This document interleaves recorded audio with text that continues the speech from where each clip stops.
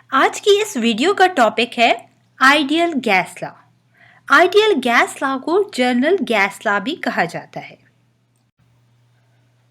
Ideal gas law के मुताबिक volume of a gas is directly proportional to absolute temperature and the number of moles and inversely proportional to its pressure. आप देख सकते हैं यहाँ पर कि V is directly proportional to N T over P. यहाँ V वॉल्यूम है gas का, N नंबर ऑफ मोल्स है गैस के, T टेम्परेचर और P प्रेशर को डिनोट कर रहा है। आप इसको इक्वेशन को देखते हुए ये बेहतर तौर पर समझ सकते हैं कि जो वॉल्यूम होता है गैस का वो डायरेक्टली प्रोपोर्शनल होता है नंबर ऑफ मोल्स के और टेम्परेचर के, और इनवर्सली प्रोपोर्शनल होते हैं प्रेशर के। ठीक है, ये इक्वेशन डिराइव की गई है 3 लॉज से, जिनमें बॉयल्स लॉ, चार्ल्स लॉ और एवोगाड्रोस लॉ शामिल है। ठीक है, इन तीनों को कंबाइन करने से हमारे पास ये आइडियल गैस इक्वेशन आई है। अब हम जानते हैं कि जब कभी प्रोपोर्शनैलिटी का साइन होता है तो इसकी जगह हम कांस्टेंट लगाते हैं। यहाँ प्रोपोर्शनैलिटी की साइन की जगह हमने कांस्टेंट लगाया है R। ठीक है, तो आप देख सकते हैं कि आइडियल गैस इक्वेशन अब हमारे पास बन गई है PV is equal to nRT।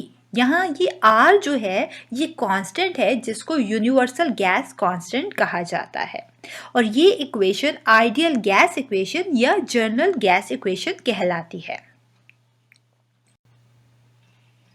चलिए जानते हैं कि किस तरीके से हम इन 3 लॉज के जरिए आइडियल गैस इक्वेशन को डिराइव कर सकते हैं। हम जानते हैं कि बॉयल्स लॉ के मुताबिक वॉल्यूम इनवर्सली प्रोपोर्शनल होता है प्रेशर के। चार्ल्स लॉ कहता है कि वॉल्यूम डायरेक्टली प्रोपोर्शनल होता है टेम्परेचर के। एवोगाड्रोस लॉ के मुताबिक वॉल्यूम डायरेक्टली प्रोपोर्शनल होता है अमाउंट ऑफ गैस के। कंबाइन कर लेंगे हम इन तीनों लॉज को, एज अ रिजल्ट जो इक्वेशन हमारे पास आएगी वो है V is directly proportional to NT over P। यहाँ से प्रोपोर्शनैलिटी के साइन को जब हटाते हैं तो हम कांस्टेंट लगाएंगे R। ठीक है, तो यहाँ पर ये इक्वेशन हमारे पास अब हो जाएगी V is equal to R NT over P।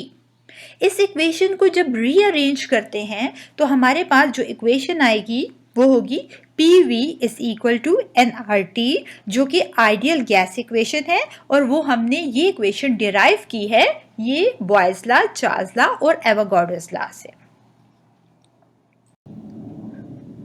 Ideal gas equation in terms of number of moles. हम आइडियल गैस इक्वेशन के जरिए नंबर ऑफ मोल्स को कैसे फाइंड आउट कर सकते हैं। जैसे कि हम जानते हैं कि आइडियल गैस इक्वेशन हमारे पास जो है वो है PV is equal to nRT। यहाँ P प्रेशर है गैस का, V वॉल्यूम है गैस का, N amount of a gas है, T टेम्परेचर है और R यूनिवर्सल गैस कांस्टेंट है। यहाँ पर अगर हमें ये वैल्यूज मालूम हो प्रेशर की, वॉल्यूम की, टेम्परेचर की, R ऑलरेडी कांस्टेंट है जो हमें मालूम होता है, तो हम easily amount of a gas को फाइंड आउट कर सकते हैं। फ्रेंड्स, याद रखें कि हमारे पास यहाँ जो पैरामीटर्स यूज हुए हैं pressure, volume, number of moles और टेम्परेचर, इन 4 पैरामीटर्स में से अगर हमारे पास 3 जो हैं हमें मालूम हो तो हम 4th वन को इजीली फाइंड आउट कर सकते हैं। R क्योंकि कांस्टेंट है और ये वैल्यू को हम फर्दर अभी स्टडी करेंगे, इसलिए इसे फाइंड आउट करने की कोई ज़रूरत नहीं है।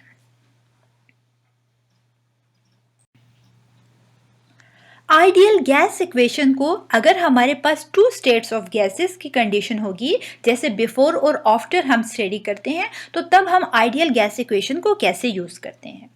जैसे कि हम जानते हैं कि आइडियल गैस इक्वेशन हमारे पास है PV is equal to nRT। Suppose करते हैं कि हमारे पास यहाँ जो number of moles means N की वैल्यू इक्वल है 1 के, तो ये इक्वेशन किस तरीके से हम लिखेंगे। आप यहाँ पर N की वैल्यू को अगर 1 पुट करते हैं तो हमारे पास ये इक्वेशन हो जाएगी PV ओवर T। ठीक है, R क्योंकि यहाँ कांस्टेंट है और N की वैल्यू 1 है, इस वजह से इन दोनों को हम इसमें से हटा देते हैं। अब हम बिफोर और आफ्टर जो गैस की स्टेट्स हैं वो इस पे अप्लाई कर सकते हैं। बिफोर में हम इसे लिखेंगे P1 V1 ओवर T1 और आफ्टर में हम लिखेंगे P2 V2 ओवर T2। तो ये हमारे पास 2 स्टेट्स आ जाएंगी गैसेस की फॉर आइडियल गैस इक्वेशन के लिए। ठीक है। तो हम ये इक्वेशन जो है यूज़ करके आसानी से 2 स्टेट्स गैसेस की आइडियल गैस इक्वेशन के लिए, आइडियल गैसेस के लिए फाइंड आउट कर सकते हैं। यूनिवर्सल गैस कांस्टेंट R, जैसे कि ऑलरेडी हम डिस्कस कर चुके हैं कि यूनिवर्सल गैस कांस्टेंट R जो है उसकी वैल्यूज कांस्टेंट होती हैं, ठीक है। तो जब कभी हमारे पास प्रेशर एटमॉस्फेयर में होगा तो R की जो वैल्यू हम यूज़ करेंगे वो है 0.0821 atmosphere cubic decimetre per kelvin per मोल। जब प्रेशर हमारे पास मर्करी में होगा तो R की वैल्यू हम जो यूज़ करेंगे वो है 62.36 millimetre mercury cubic decimetre per kelvin per मोल। जब प्रेशर टॉर में होगा तो R की वैल्यू जो हम यूज़ करेंगे वो है 62.36 torr cubic decimetre per kelvin per mole. ये वैल्यूज़ आपने याद करनी होगी ताकि जब कभी आप कोई न्यूमेरिकल सॉल्व करेंगे तो इजीली ये वैल्यूज़ पुट कर सकें। Ideal gas equation in terms of mass, हम आइडियल गैस इक्वेशन के जरिए किस तरीके से गैस का मास फाइंड आउट कर सकते हैं, चलें समझते हैं। आइडियल गैस इक्वेशन है PV is equal to nRT।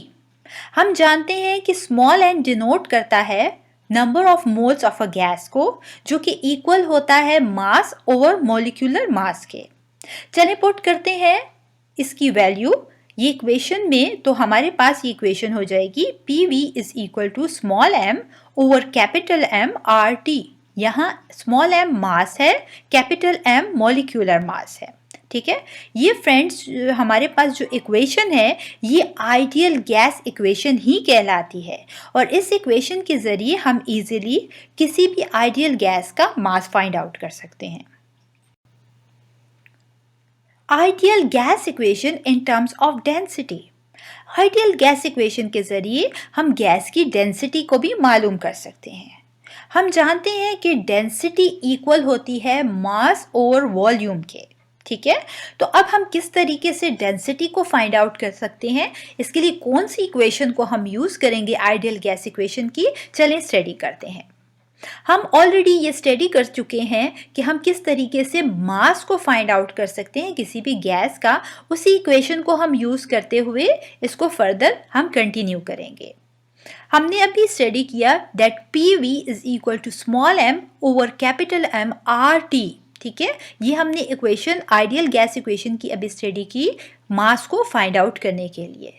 इसी इक्वेशन को हम रीअरेंज करते हैं और अब ये हमारे पास इक्वेशन हो जाएगी PM is equal to small m over V RT, ठीक है। यहाँ पर स्मॉल m ओवर V जो है ये हमें मालूम है कि इक्वल होता है डेंसिटी के।